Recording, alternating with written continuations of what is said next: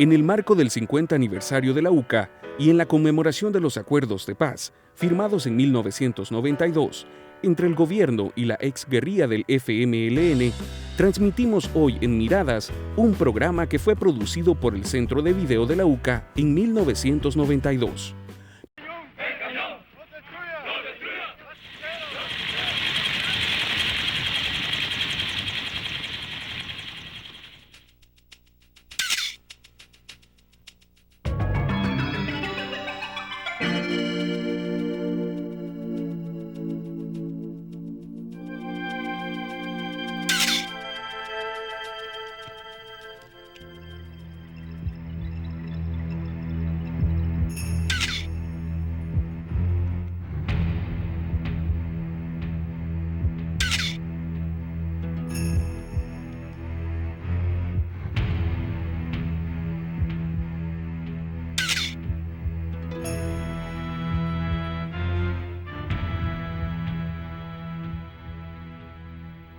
Con el golpe de Estado del 15 de octubre, se inicia una nueva etapa en el desarrollo político salvadoreño que abre las puertas del gobierno a los sectores reformistas y de oposición del país. La falta de un programa político cohesionador y el desplazamiento del mando militar que originalmente apoyó el golpe hacia posiciones de derecha provocó la renuncia de los sectores de centro-izquierda representados en la primera junta de gobierno. A raíz de esta ruptura, el Partido Demócrata Cristiano se convierte en la única representación política en el Estado. Junto con la Fuerza Armada y la administración norteamericana, impulsa un proceso de reformas económicas estructurales que tenían como objetivo debilitar el poder oligárquico en el país. Simultáneamente, crece la polarización social y política. A la oposición de la cúpula empresarial se suma la de las fuerzas de izquierda, proceso que madura hasta desembocar en la ofensiva guerrillera del 10 de enero de 1981.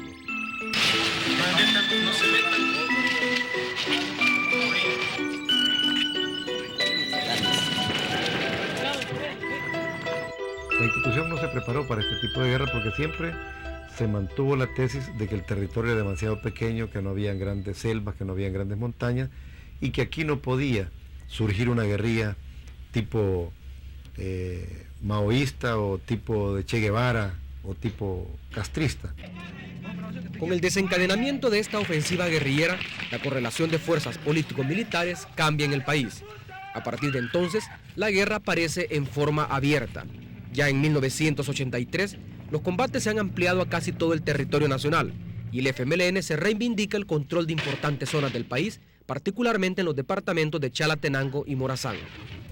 Recordemos cómo la Fuerza Armada de El Salvador enfrenta al FMLN con el viejo esquema de los destacamentos militares en los departamentos y con una unidad de contraguerrilla que estaba establecido sobre todo en Gotera y que era como una unidad especializada, pero que no estaba preparada para enfrentar esa guerra del FMLN.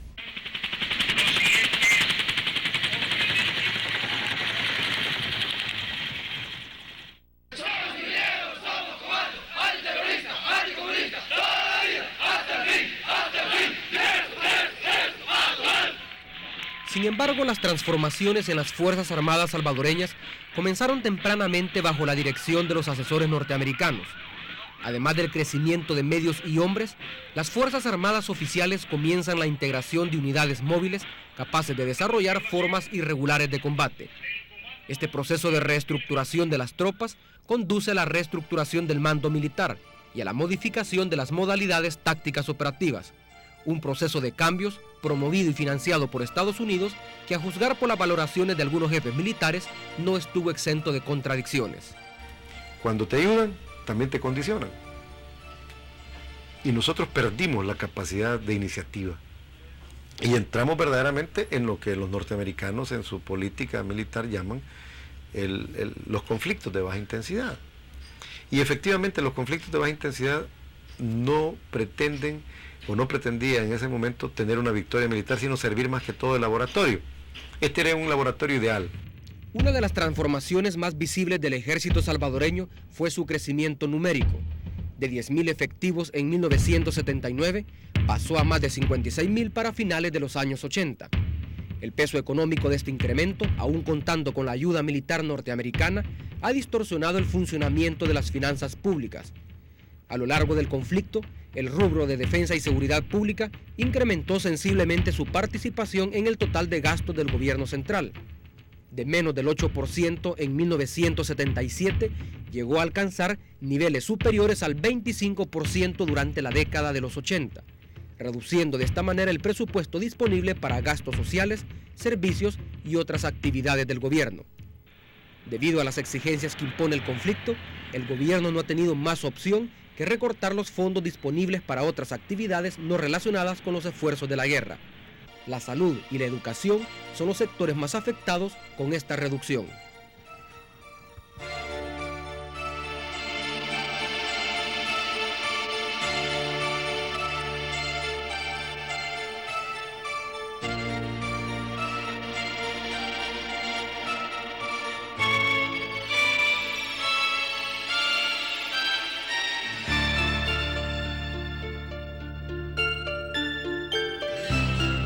La destrucción básicamente de la infraestructura ha significado fácil alrededor de $1.000 millones. En segundo lugar, podríamos calcular una fuga de capitales en estos 10 años debido a la inseguridad de alrededor de $2.000 millones. Para algunos analistas, la economía salvadoreña retrocedió 25 años durante la década pasada. Las exportaciones tradicionales se redujeron en $400 millones. La producción de café y algodón cayó sensiblemente durante este mismo periodo. El conflicto armado ha provocado también una reducción importante en la producción de granos básicos, especialmente por la destrucción de cultivos y el abandono de tierras en zonas de persistencia militar. La presión ejercida por la guerra sobre los precios internos, sobre todo de los bienes salarios, ha deteriorado el poder adquisitivo de la población. En medio de la guerra era imposible y es imposible creer de que va a venir inversión extranjera y la misma inversión nacional va a invertir en proyectos de mediano y largo plazo, por la misma incertidumbre. En ese sentido, ese factor sí jugó mucho durante toda la década de los 80. Las acciones de sabotaje a plantaciones e instalaciones agrícolas, así como al sistema eléctrico nacional, no solo aumentaron los costos de producción de agricultores e industriales, sino que generaron un marcado pesimismo en el sector privado, pesimismo que terminó desestimulando la inversión. Según datos de la presidencia de CEL, la guerrilla llevó a cabo más de 6.000 atentados contra la red eléctrica estatal en el periodo que va de 1980 a 1991, lo que representa una pérdida de $545 millones. Para restablecer y expandir el servicio en los próximos años, CEL deberá invertir $1.700 millones.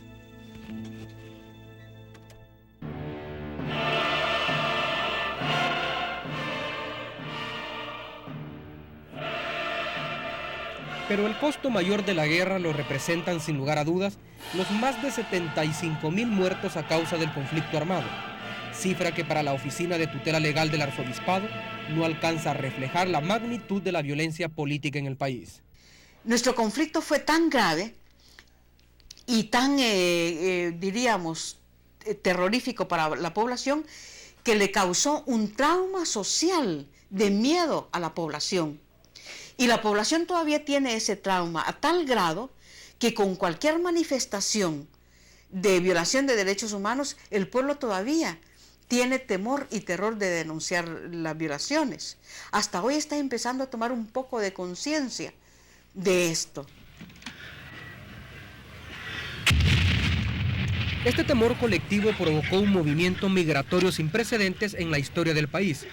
Las tradicionales migraciones del campo a la ciudad, motivadas por el alto nivel de desempleo en el área rural, fueron reforzadas por los desplazamientos poblacionales provocados por los constantes combates entre tropas del ejército y la guerrilla. A finales de los años 80, se calculaba que existían cerca de 750.000 desplazados internos, fenómeno que profundizó el problema de la pobreza extrema en la ciudad al presionar sobre el alto déficit habitacional y las escasas oportunidades de empleo existentes antes de la guerra.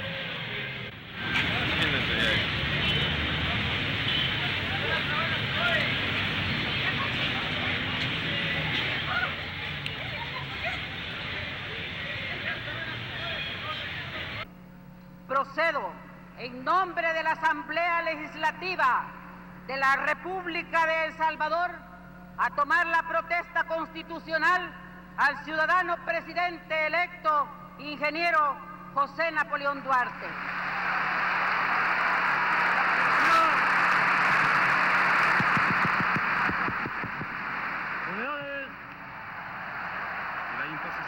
En 1984, Napoleón Duarte asume la presidencia de la República con la promesa de resolver 3 problemas fundamentales durante su gestión: mejorar la situación económica, democratizar al país y alcanzar la paz. Yo le pido a Dios que me dé la fortaleza para ser el presidente de la paz. Y le pido a los pueblos democráticos de América y del mundo. Al final de su gobierno, las reformas emprendidas no lograron modificar la injusta estructura económica y social del país y solo generaron nuevos focos de confrontación. La derecha nunca le concedió el beneficio de la duda. Yo diría que no solo la guerra trajo este retroceso económico. Lo trajo la guerra, indiscutiblemente, y lo trajo las decisiones de la economía centralizada populista y que en los años 80, en los años 79, se tradujeron en un verdadero desgobierno y una centralización política.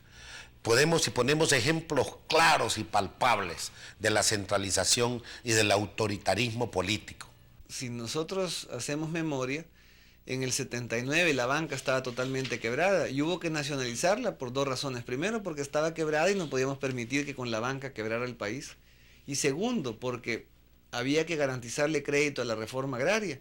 Y era evidente que, dada la vinculación del capital bancario oligárquico con las tierras de la reforma agraria, si le dejábamos el control de los bancos a la oligarquía, las cooperativas hubieran muerto sin financiamiento en el primer año, en la primera cosecha. Aunque el diálogo se inició bajo la administración democristiana, los encuentros entre el gobierno y el FMLN nunca arrojaron resultados satisfactorios. En este punto la derecha evolucionó. Después de cerrar espacios a la negociación durante el gobierno de Duarte, terminó aceptando el camino del diálogo como única salida al conflicto militar. Hace 5 años, ellos decían que diálogo era traición, que negociar era entregar la patria al comunismo, pero ahora son los que firman los acuerdos de paz. Todo eso significa que hay transformaciones determinadas por sus vivencias. Y es que Arena hoy, el actual partido de Arena, también ha sufrido transformaciones, en tanto son gobierno. Los elevados costos económicos y sociales de la guerra, el convencimiento que mientras exista conflicto armado, cualquier política económica se reducirá a administrar la crisis, y los cambios operados en el contexto internacional, sobre todo en la política exterior norteamericana, produjeron en los últimos años condiciones más favorables para la negociación.